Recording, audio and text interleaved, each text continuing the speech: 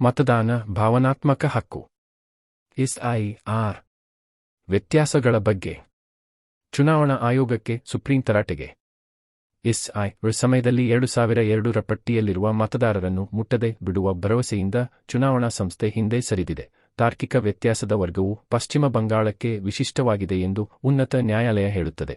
ಮತದಾನದ ಕ್ರಿಯೆ ರಾಷ್ಟ್ರೀಯತೆಯ ದೊಡ್ಡ ಅಭಿವ್ಯಕ್ತಿ ಎಂದು ಅದು ಗಮನಿಸುತ್ತದೆ. ಮತದಾರರ ಪಟ್ಟಿಯಲ್ಲಿ ಹೆಸರು ನೋಂದಾಯಿಸಿಕೊಳ್ಳುವ ಮತ್ತು ಸ್ವಂತ ದೇಶದಲ್ಲಿ ಮತ ಚಲಾಯಿಸುವ ಹಕ್ಕು ಸಾಂವಿಧಾನಿಕ ಮಾತ್ರವಲ್ಲ, ಭಾವನಾತ್ಮಕವೂ ಆಗಿದೆ ಎಂದು ಸುಪ್ರೀಂ ಕೋರ್ಟ್ ಸೋಮವಾರ ಚುನಾವಣಾ ಆಯೋಗಕ್ಕೆ ತಿಳಿಸಿದೆ. ಪಶ್ಚಿಮ ಬಂಗಾಳದಲ್ಲಿ ವಿಧಾನಸಭಾ ಚುನಾವಣೆಗೆ ಕೇವಲ 10 ದಿನಗಳ ಮೊದಲು ವಿಚಾರಣಾ ವಿಶೇಷ ತೀವ್ರ ಪರಿಷ್ಕರಣೆ ನಂತರ ಮೇಲ್ಮನವಿ ವಿಚಾರಣೆಗೆ ಸಾಲುಗಟ್ಟಿ ನಿಂತಿದ್ದ ಲಕ್ಷಾಂತರ ಮತದಾರರನ್ನು ತಾರ್ಕಿಕ ವ್ಯತ್ಯಾಸಗಳಿಂದ ಹೊರಗಿಡಲಾಗಿದೆ ಎಂದು ಸುಪ್ರೀಂ ಕೋರ್ಟ್ ಉಲ್ಲೇಖಿಸುತ್ತಿತ್ತು. ಮತದಾರರಿಗೆ ಚುನಾವಣಾ ಪಟ್ಟಿಯಲ್ಲಿ ಉಳಿಯುವ ಹಕ್ಕಿದೆ. ನೀವು ಜನಿಸಿದ ದೇಶದಲ್ಲಿ ಮತದಾರರಾಗಿ ಉಳಿಯುವ ಹಕ್ಕು ಸಾಂವಿಧಾನಿಕ ಹಕ್ಕು ಮಾತ್ರವಲ್ಲದೆ ಭಾವನಾತ್ಮಕವೂ ಆಗಿದೆ. ನಾವು ಅದನ್ನು ರಕ್ಷಿಸಬೇಕಾಗಿದೆ ಎಂದು ಭಾರತದ ಮುಖ್ಯ ನ್ಯಾಯಮೂರ್ತಿ ಸೂರ್ಯಕಾಂತ್ ಮತ್ತು ನ್ಯಾಯಮೂರ್ತಿ ಜೋಯ್ಮಲ್ಯ ಬಾಗ್ಚಿ ಅವರನ್ನೊಳಗೊಂಡ ಸುಪ್ರೀಂ ಕೋರ್ಟ್ ಪೀಠ ಗಮನಿಸಿತು. ಮುಂಬರುವ ಚುನಾವಣೆಗಳ ಧೂಳು ಮತ್ತು ಕೋಪದಿಂದ ನಾವು ಕುರುಡರಾಗಲು ಸಾಧ್ಯವಿಲ್ಲ ಎಂದು ನ್ಯಾಯಾಲಯವು ಮತ್ತಷ್ಟು ಗಮನಿಸಿತು. ವಿಶೇಷ ತೀವ್ರ ಪರಿಷ್ಕರಣೆ ಪ್ರಕ್ರಿಯೆಯ ಪಾರದರ್ಶಕತೆ ಮತ್ತು ನ್ಯಾಯಸಮ್ಮತತೆಯ ಬಗ್ಗೆ, ವಿಶೇಷವಾಗಿ ಮತದಾರರ ಹಕ್ಕು ನಿರಾಕರಣೆ ಮತ್ತು ಮೇಲ್ಮನವಿಗಳ ನಿರ್ವಹಣೆಯ ಬಗ್ಗೆ ಸುಪ್ರೀಂ ಕೋರ್ಟ್ ಕಳವಳ ವ್ಯಕ್ತಪಡಿಸಿತು. ಚುನಾವಣಾ ಆಯೋಗದ ಪದ್ಧತಿಗಳು ಮತ್ತು ಹೆಚ್ಚಿನ ಪ್ರಮಾಣದ ಮೇಲ್ಮನವಿಗಳನ್ನು ಸಲ್ಲಿಸಲಾಗುತ್ತಿರುವುದನ್ನು ಪ್ರಶ್ನಿಸುವ ದೃಢವಾದ ಮೇಲ್ಮನವಿ ವೇದಿಕೆ ಮತ್ತು ಸೂಕ್ತ ಪ್ರಕ್ರಿಯೆಗೆ ಬದ್ಧತೆಯ ಅಗತ್ಯವನ್ನು ನ್ಯಾಯಾಲಯ ಒತ್ತಿ ಹೇಳಿತು. ಮುಂಬರುವ ಚುನಾವಣೆಗಳ ಒತ್ತಡಗಳಿಂದ ಎಸ್ಐಆರ್ ಪ್ರಭಾವಿತವಾಗಬಾರದು ಎಂದು ನ್ಯಾಯಾಲಯವು ಗಮನಿಸಿದೆ. ಮತದಾರರ ಹೆಸರನ್ನು ಪಟ್ಟಿಯಿಂದ ತೆಗೆದುಹಾಕಿರುವ ಚುನಾವಣಾ ಆಯೋಗದ ಕ್ರಮವನ್ನು ಪ್ರಶ್ನಿಸಿದ ಸುಪ್ರೀಂ ಕೋರ್ಟ್, ಒಬ್ಬ ವ್ಯಕ್ತಿಯು ಹುಟ್ಟಿರುವ ದೇಶದಲ್ಲಿ ಮತದಾನದ ಹಕ್ಕು ಕೇವಲ ಹಕ್ಕು ಮಾತ್ರವಲ್ಲದೆ ಅದು ಭಾವನಾತ್ಮಕ ವಿಷಯವೂ ಆಗಿದೆ ಎಂದು ಹೇಳಿತು ಮತ್ತು ಮೇಲ್ಮನವಿ ನ್ಯಾಯಮಂಡಳಿಯ ಮುಂದೆ ಹೆಚ್ಚಿನ ಸಂಖ್ಯೆಯ ಮೇಲ್ಮನವಿಗಳು ಏಕೆ ಇವೆ ಎಂದು ಪ್ರಶ್ನಿಸಿತು.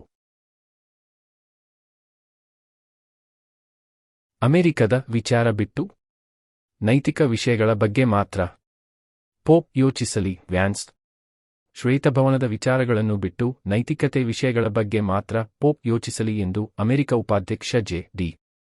ವ್ಯಾನ್ಸ್ ಅವರು ಸೋಮವಾರ ಹೇಳಿದ್ದಾರೆ. ಇರಾನ್ ಸಂಘರ್ಷದ ಕುರಿತು ಅಮೆರಿಕ ಅಧ್ಯಕ್ಷ ಡೊನಾಲ್ಡ್ ಟ್ರಂಪ್ ಹಾಗೂ ಪೋಪ್ 14ನೇ ಲಿಯೋ ನಡುವೆ ತೀವ್ರ ಜಟಾಪಟಿ ನಡೆಯುತ್ತಿರುವ ಬೆನ್ನಲ್ಲೇ ವ್ಯಾನ್ಸ್ ಈ ಕುರಿತು ಫಾಕ್ಸ್ ನ್ಯೂಸ್ನೊಂದಿಗೆ ಮಾತನಾಡಿದ್ದಾರೆ.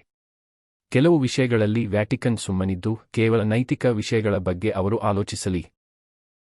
ಅಮೆರಿಕದ ಸಾರ್ವಜನಿಕ ನೀತಿಯನ್ನು ಅಧ್ಯಕ್ಷರು ನಿರ್ದೇಶಿಸಲು ಬಿಡಿ ಎಂದು ಕುಟುಕಿದ್ದಾರೆ.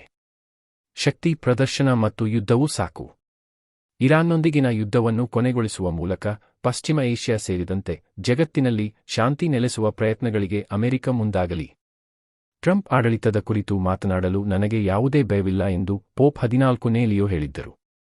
ಅಪರಾಧಗಳ ಕುರಿತು ಮೃದು ಧೋರಣೆ ಹೊಂದಿರುವ ಪೋಪ್ ಲಿಯೋ ಅವರಿಗೆ ವಿದೇಶಾಂಗ ನೀತಿಯ ಕುರಿತು ಏನೂ ಗೊತ್ತಿಲ್ಲ, ನಾನು ಅವರ ಅಭಿಯಾನಿಯಲ್ಲ, ಅವರು ಪೋಪ್ ಆಗಿ ತನ್ನ ಕೆಲಸವನ್ನು ನಿರ್ವಹಿಸಿದರೆ ಸಾಕು ಎಂದು ಟ್ರಂಪ್ ಹೇಳಿದ್ದರು. ಪಂಚಭೂತಗಳಲ್ಲಿ ಗಾಯಕಿ ಆಶಾ ಭೋಸ್ಲೆ ದಿನಯಾನ. ಸೋಮವಾರ ಸಂಜೆ ದಾದರ್ನ ಶಿವಾಜಿ ಪಾರ್ಕ್ ಚಿತಾಗಾರದಲ್ಲಿ ಮಹಾರಾಷ್ಟ್ರ ಸರ್ಕಾರದ ಸಕಲ ಗೌರವಗಳೊಂದಿಗೆ ಅಂತ್ಯಕ್ರಿಯೆ ನೆರವೇರಿತು. ಮುಂಬೈನ ಲೋವರ್ ಪರೇಲ್ನ ಸೇನಾಪತಿ ಬಾಪಟ್ ಮಾರ್ಗದಲ್ಲಿರುವ ಕಾಸಾ ಗ್ರಾಂಡೆ ಕಾಂಪ್ಲೆಕ್ಸ್ನಲ್ಲಿ ಆಶಾ ಭೋಸ್ಲೆ ಅವರ ಅಂತಿಮಯಾತ್ರೆಗೂ ಮುನ್ನ ತ್ರಿವರ್ಣ ಧ್ವಜ ಹೊದಿಸಿ ಗೌರವ ಸಮರ್ಪಿಸಲಾಯಿತು.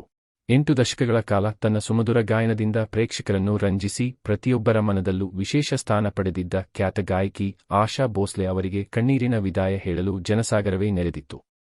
ಬೆಳಿಗ್ಗೆ ಭೋಸ್ಲೆ ಅವರ ಪಾರ್ಥಿವ ಶರೀರವನ್ನು ಲೋವರ್ ಪರೇಲ್ನ ಸೇನಾಪತಿ ಬಾಪಟ್ ಮಾರ್ಗದಲ್ಲಿರುವ ಕಾಸಾ ಗ್ರಾಂಡ್ ಕಾಂಪ್ಲೆಕ್ಸ್ನ ಅವರ ನಿವಾಸದಲ್ಲಿ ಇರಿಸಲಾಗಿತ್ತು. ಅಲ್ಲಿ ವಿವಿಧ ಕ್ಷೇತ್ರದ ಗಣ್ಯರು, ಕುಟುಂಬಸ್ಥರು ಮತ್ತು ಸ್ನೇಹಿತರು ಅಂತಿಮ ನಮನ ಸಲ್ಲಿಸಿದರು. ಕೇಂದ್ರಕ್ಕಿಂತ ರಾಜ್ಯದ ಆರ್ಥಿಕತೆ ಸದೃಢ. ಸಿದ್ದರಾಮಯ್ಯ.